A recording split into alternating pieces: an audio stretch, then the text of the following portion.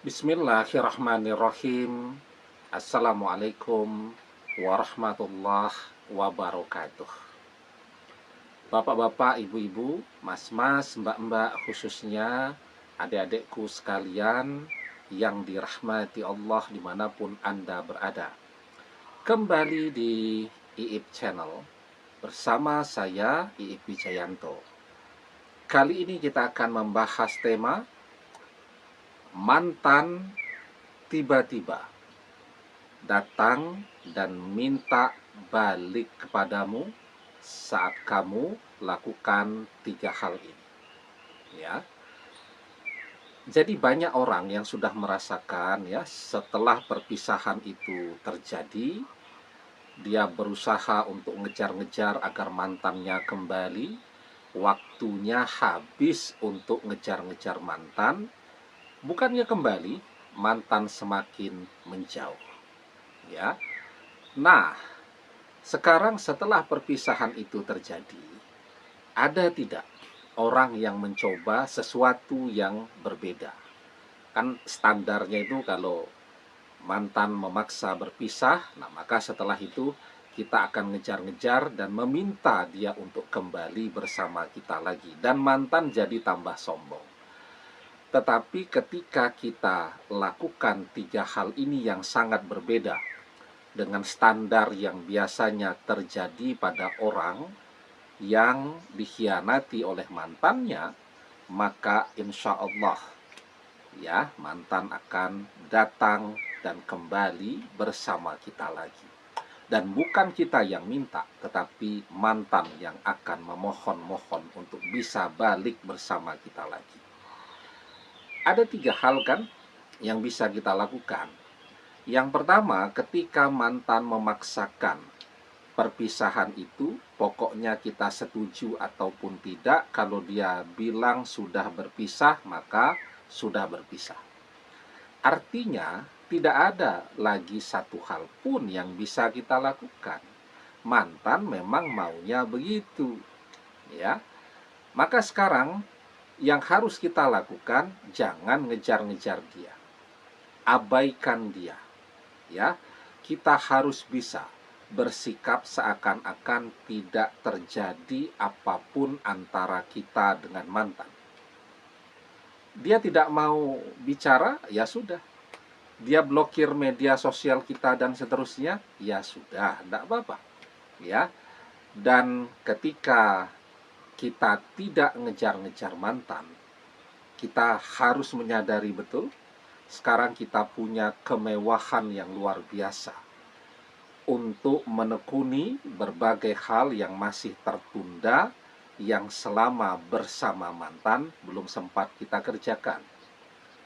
Dan dampaknya kepada mantan, ketika kita pura-pura seperti tidak terjadi apapun, maka itu akan membuat mantan jadi penasaran. Bukannya lari-lari menjauhi kita, tetapi mantan justru akan mencoba untuk memata-matai kita. Kenapa kita begitu santai, begitu rileks ya dengan perpisahan itu? Artinya, ketika mantan tetap penasaran dengan kita, dia tetap terkoneksi, tetap terhubung dengan kita. Nah, sekarang yang kedua, kita tahu mantan terus memata-matai kita karena dia penasaran dengan kita. Di sini nih, ya, pentingnya kita memanfaatkan segala kemewahan tadi, waktu yang senggang, tenaga yang banyak, dan seterusnya, untuk membuat mantan jatuh cinta kembali bersama kita lagi.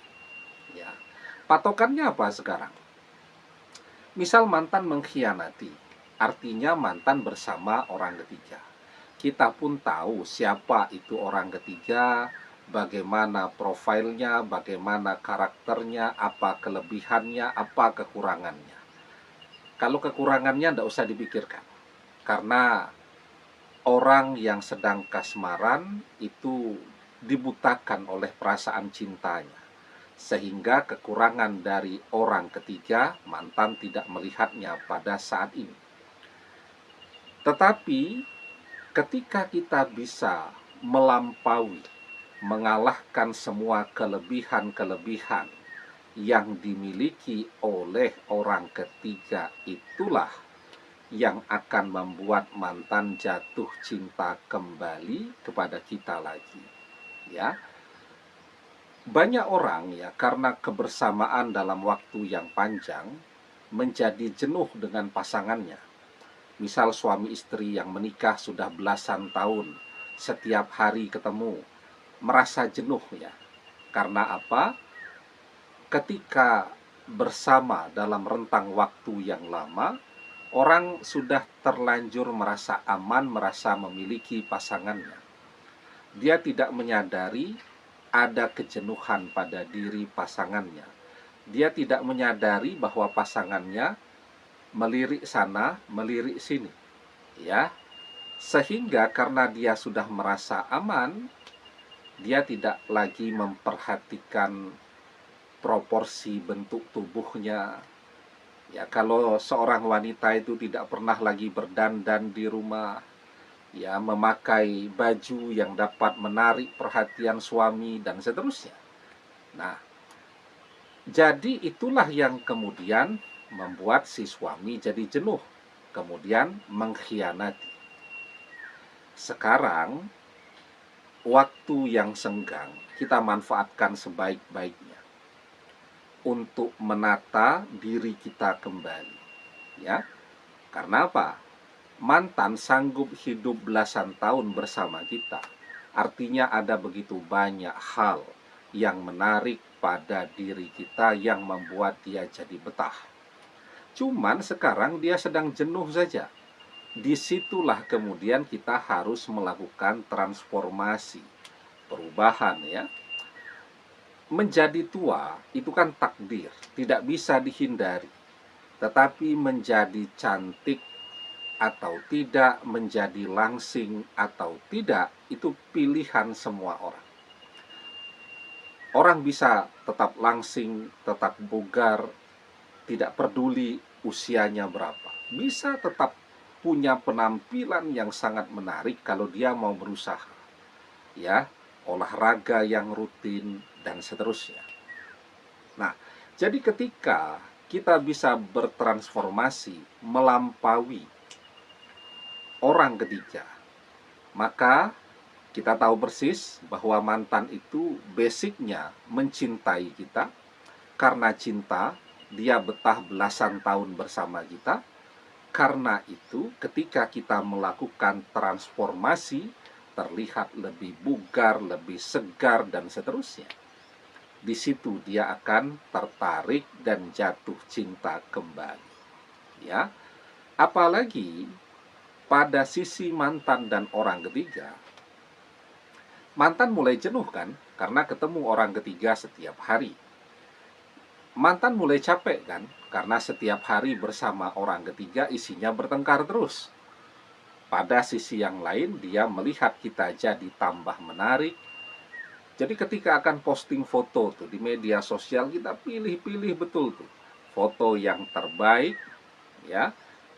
Kalau foto itu yang like banyak, yang komen banyak, yang memuji banyak, itu tanda bahwa mantan juga ada di antara orang-orang yang mengintip foto yang kita posting di media sosial tadi. Jadi berfoto jangan asal-asalan, dandan dulu, pakai baju yang terbaik, difoto dengan pencahayaan yang terbaik, dengan kamera yang terbaik, baru kita posting. Banyak orang bisa jatuh cinta pada pandangan pertama cuman karena melihat foto di media sosial. Mau kita manfaatkan atau tidak hal-hal yang demikian. Itu yang kedua, ya. Yang ketiga, ketika fisik kita perbaiki penampilannya, jangan lupa hatinya kita gempur juga terus siang malam dengan doa-doa kita. Ya.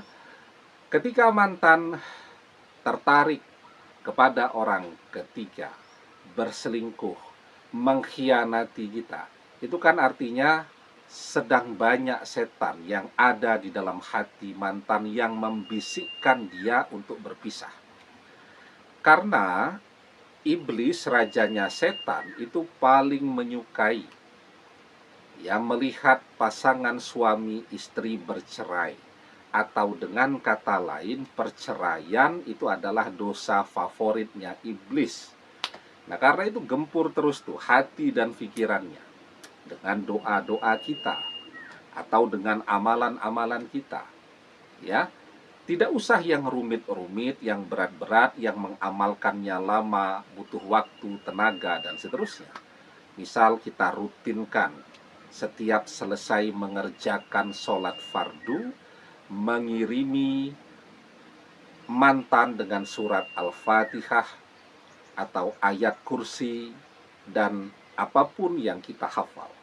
Ya, insya Allah kalau kita istiqomah maka amalan itu akan bekerja dengan baik. Ahabbul a'mali ilallahi ta'ala adwamuha wa in qalla. Amalan yang paling Allah cintai adalah amalan yang dikerjakan secara rutin, terus-menerus, walaupun itu sedikit. Demikian, semoga bermanfaat.